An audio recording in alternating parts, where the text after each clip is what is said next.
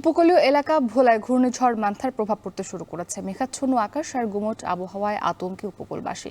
সমুদ্র বন্দরগুলোতে দেখানো হয়েছে ৩ নম্বর সতর্ক সংকেত। এ নিয়ে আরো জানাতে ভোলার ধনিয়া মেঘনার পাড় থেকে যুক্ত হয়েছেন ইমতিয়াজুর রহমান। ইমতিয়াজ, ঘূর্ণিঝড় মান্থার প্রভাব সেখানে কেমন দেখছেন জানাবেন, এবং জানমালের নিরাপত্তায় প্রশাসনের পক্ষ থেকে কোনো পদক্ষেপ গ্রহণ করা হয়েছে কিনা? মুক্তি ঘূর্ণিঝড়ের যেই আসন্ন যে ঘূর্ণিঝড় আসছে তার প্রভাব কিন্তু উপকূল এলাকায় পড়তে শুরু করেছে। বিশেষ করে সকাল থেকে এখন পর্যন্ত আমি ভোলার মেঘনার পরে অবস্থান করছি। আকাশ অনেকাংশেই মেঘাচ্ছন্ন এবং গুমোট আকার ধারণ করা অবস্থা রয়েছে, এবং যেই বাতাসের যেই একটা মৃদু ভাব রয়েছে, তাও নদীর পানিও কিন্তু স্বাভাবিকের তুলনায় কিছুটা বৃদ্ধি বলেও কিন্তু স্থানীয়রা জানিয়েছেন। এই ঘূর্ণিঝড় যে আসন্ন ঘূর্ণিঝড় রয়েছে তা মোকাবিলার জন্য প্রশাসনের পক্ষ থেকে ৩ ধরনের প্রস্তুতি গ্রহণ করে থাকে তারা। ঘূর্ণিঝড় ঘূর্ণিঝড়কালীন, ঘূর্ণিঝড় আগাম এবং ঘূর্ণিঝড় পরবর্তী সময়, এই ৩ ধরনের প্রস্তুতি, এবং এই প্রায় ১৩,০০০ স্বেচ্ছাসেবী কিন্তু প্রস্তুত রয়েছে বলে কিন্তু জেলা প্রশাসক আমাকে জানিয়েছেন।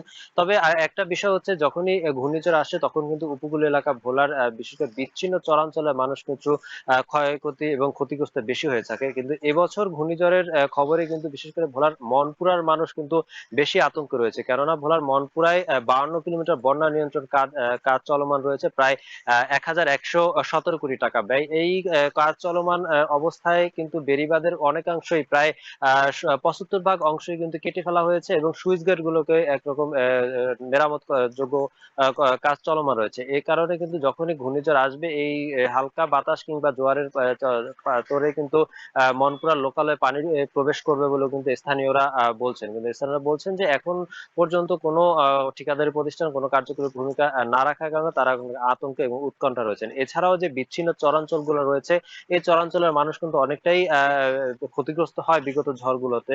এবছরও এই ঘূর্ণিঝড়ের আশঙ্কায় তারা কিন্তু অনেকটাই উৎকণ্ঠা বিরাজ করছে। তারা বলছেন যে যখনই ঘূর্ণিঝড় হবে, তখন কিন্তু যখন জেলা প্রশাসনের পক্ষ থেকে মাইকিং ব্যাঙ্গা সতর্কতা জানানো হবে, তারা নিরাপদ আশ্রয় কেন্দ্রে যাবেন। তো এই ছিল আমার কাছে ভোলার ধনিয়া থেকে মেঘনা নদীর পাড় থেকে ঘূর্ণিঝড়ের সর্ব তথ্য। মুক্তি।